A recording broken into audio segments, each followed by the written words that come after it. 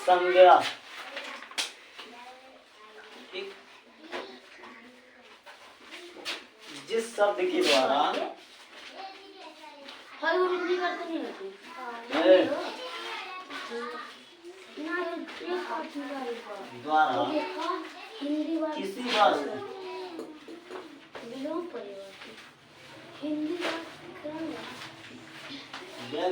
वस्तु या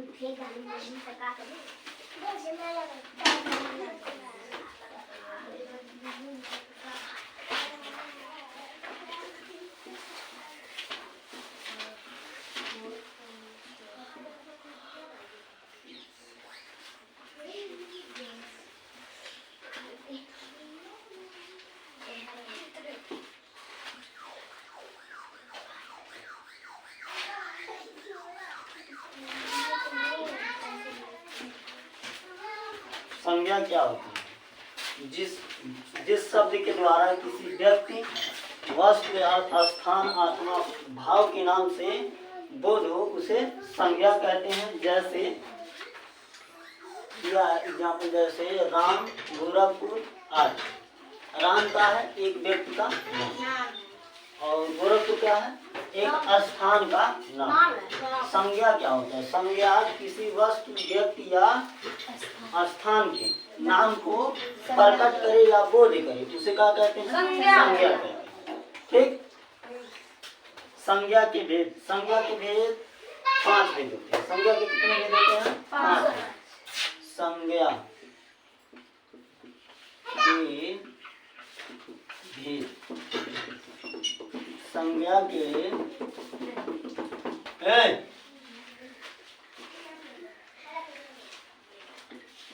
5 भेद होते। संज्ञा के कितने भेद होते हैं? 5। पहला क्या है? व्यक्तिवाचक संज्ञा, व्यक्तिवाचक संज्ञा, वाचक संज्ञा। दूसरा जातिवाचक, जातिवाचक संज्ञा।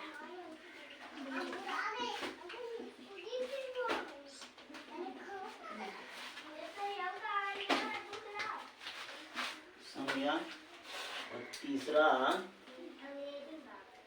भाववाचक संज्ञा।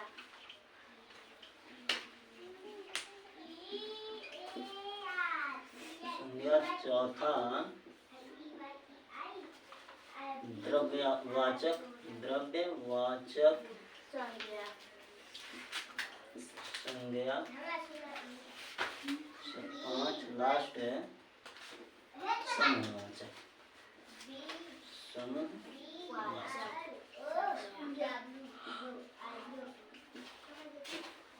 संज्ञा, संज्ञा के भेद कितने होते हैं? 5। संज्ञा के कितने भेद होते हैं? 5। व्यक्तिवाचक, जातिवाचक, समूहवाचक, भाववाचक, द्रव्यवाचक। ठीक।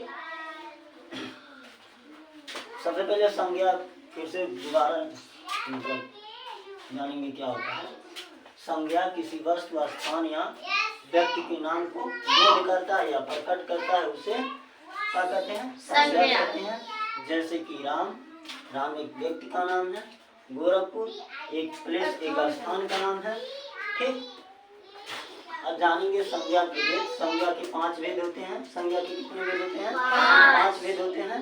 पहला है व्यक्तिवाचक, दूसरा जातिवाचक, तीसरा भाववाचक, व्यक्तिवाचक, चौथा द्रव्यवाचक और पांचवा समूहवाचक। ठीक, अब इसके बाद हम जानेंगे जातिवाचक और व्यक्तिवाचक संज्ञा।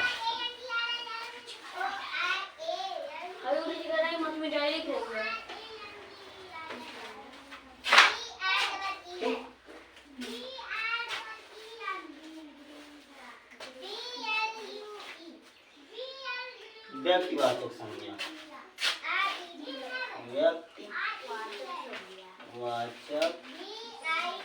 संज्ञा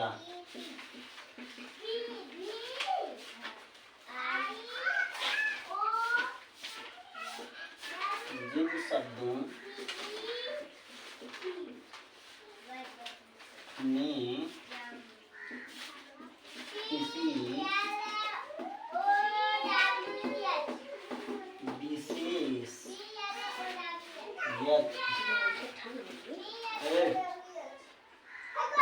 स्थान या वस्तु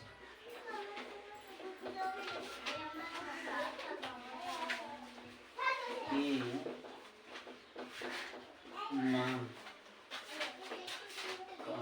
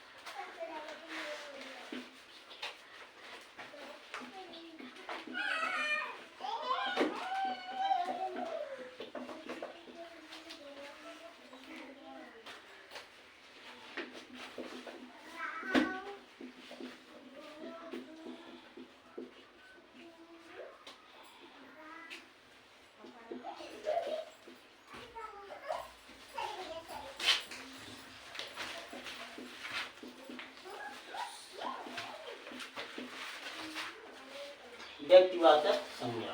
ठीक, व्यक्तिवाचक संज्ञा क्या होता है? जिन शब्दों में किसी विशेष व्यक्ति, स्थान या वस्तु के नाम का पता चले वे व्यक्तिवाचक संज्ञा कहलाती हैं। व्यक्तिवाचक संज्ञा जिन शब्दों से किसी व्यक्ति, वस्तु या स्थान के नाम का पता चले उसे व्यक्तिवाचक संज्ञा कहते हैं। व्यक्तिवाचक संज्ञा कहते हैं। जैसे स्वामी विवेकानंद एक व्यक्ति का नाम है। ठीक, नरेंद्र मोदी। उसके बाद रामायण क्या है? एक मतलब ग्रंथ, एक प्रकार से। ठीक, उसके बाद गीता जो हिंदू धर्म के पवित्र क्या है? ग्रंथ है। गीता एक वस्तु है ना, किताब क्या है? एक वस्तु है।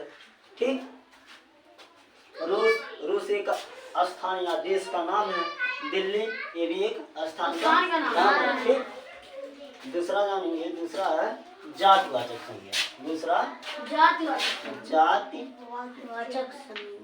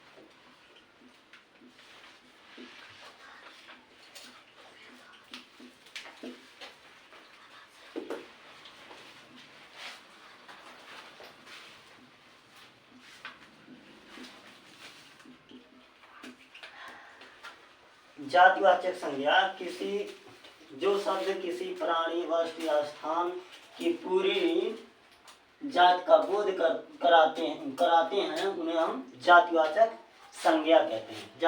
जातिवाचक संज्ञा क्या होता है?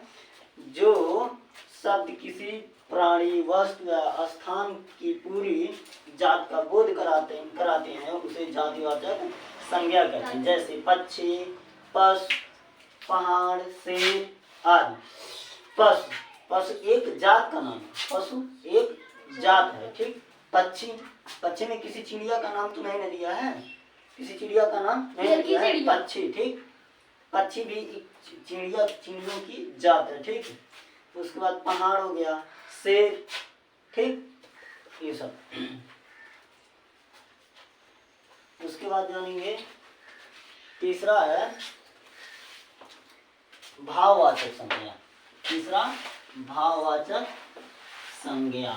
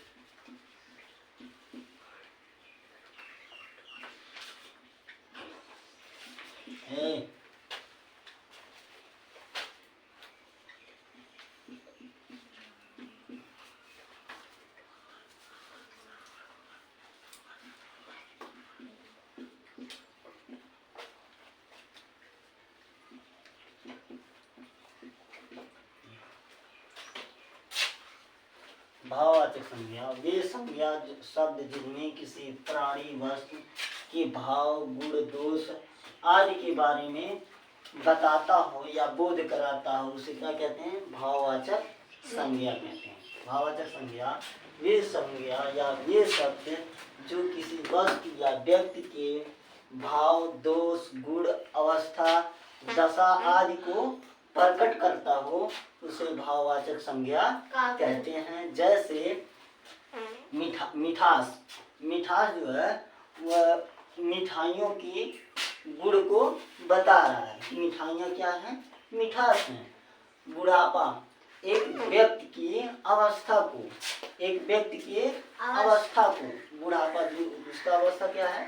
बुढ़ापा उस अवस्था को बता रहा है। थकान थकान, जैसे कि थकान में हो जाएगा दशा उसकी, मतलब जो व्यक्ति है, कोई व्यक्ति है, कोई काम कर रहा है, ठीक है, काम करते करते उतना ज़्यादा मतलब काम कर दिया है कि वो क्या हो गया, थक गया है, तो उसकी दशा को प्रकट कर रहा है। थकान शब्द किसी व्यक्ति की दशा को प्रकट कर रहा है। लंबाई, जैसे मान लो हमको नौतनवा जाना है, ठीक, नौतनवा यहाँ से बहुत लंबी है, लंबाई है, उसकी मतलब दूरी बहुत ज़्यादा है, ठीक, तो उसको बता रहा है, ठीक।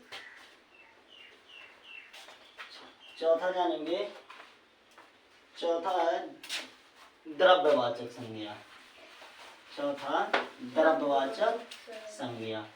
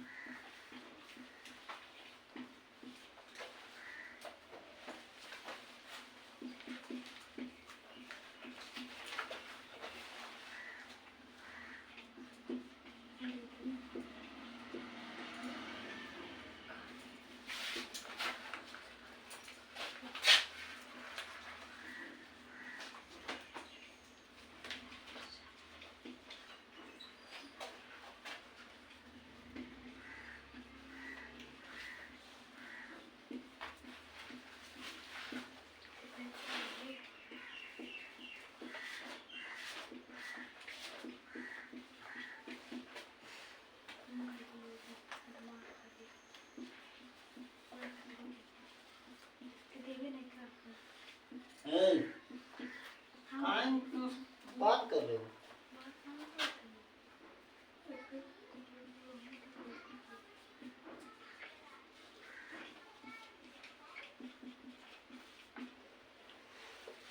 द्रव्यवाचक संज्ञा, ठीक।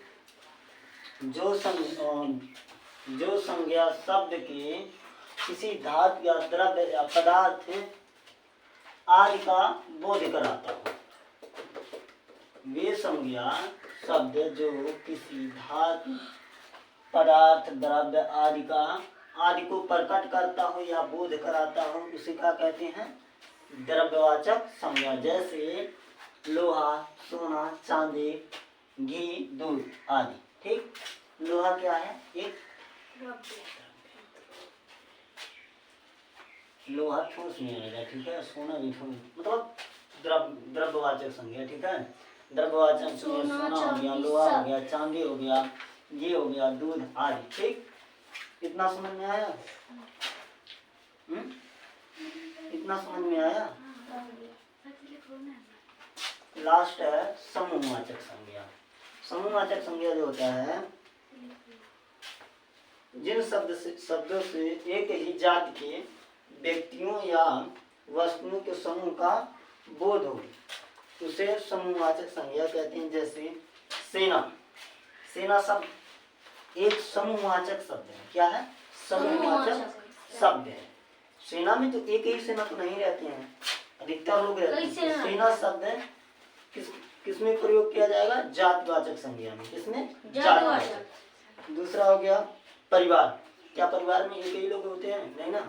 परिवार भी एक समूहवाचक संज्ञा है। क्या है? समूहवाचक संज्ञा है। दल, दल का मतलब हो गया, जैसे मान लो कोई पार्टी बनाया हो, ठीक, नेता लोग बनाते हैं तो उसे दल कहा जाता है। दल में एक ही लोग तो थोड़ी रहते हैं, बहुत सारे लोग रहते हैं। तो लास्ट है संघ। संघ में मतलब कोई संघ बना, कोई संगठन बना, ठीक। तो संगठन में एक दो लोग नहीं रहते हैं, बहुत लोग रहते हैं, ठीक है, तो उसको संघ कई लोगों से मिलकर बना एक समूह, समूह से मतलब गांव बना, गांव से देश बना, राज्य बना, राज्य से देश बना, देश से संघ बना। तो संघ कई लोगों को कई लोगों का क्या होता है, समूह होता है। संघ शब्द किसको, समूहवाचक संज्ञा को प्रकट करता है। ठीक,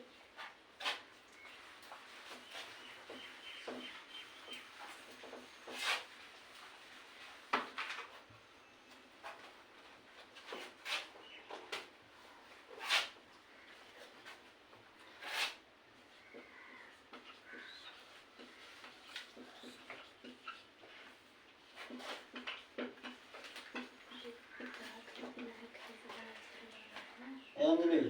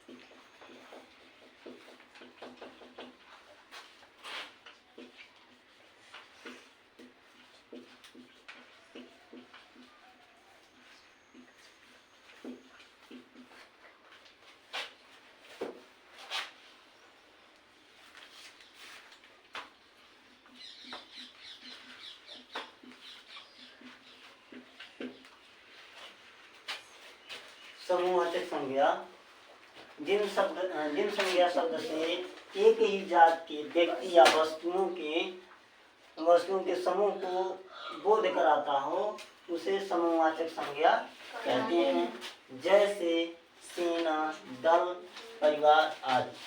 क्या कहा है, समूहवाचक जिन संज्ञा शब्द से एक ही जात के व्यक्तियों या वस्तुओं के समूह को बोध कराता है उसे क्या कहते हैं, समूहवाचक संज्ञा कहते हैं। जैसे सेना, दल, परिवार आदि। ठीक।